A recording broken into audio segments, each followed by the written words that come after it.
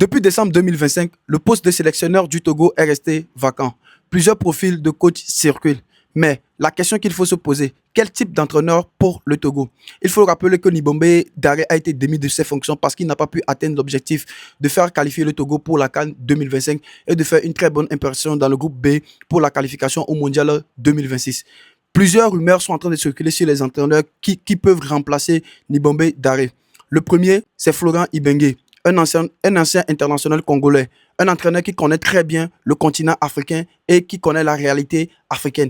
Le deuxième, c'est Nicolas Dupuis, un entraîneur français expérimenté. Il est connu bien sûr pour les exploits qu'il a eu à réaliser avec les petites nations, notamment le Madagascar en 2019 où ils ont su arriver jusqu'en quart de finale de la Coupe d'Afrique des Nations. Le dernier, c'est Jean-Michel Cavalli, un Français, ancien entraîneur de l'Algérie et du Niger.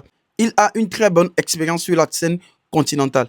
Si j'étais à la place du président de la FTF ou du comité exécutif de la FTF, la seule et vraie question que moi je vais me poser, est-ce qu'on veut des résultats immédiats ou une identité claire? Parce qu'il faut rappeler que ça fait presque 10 ans, le Togo n'a plus joué de CAN.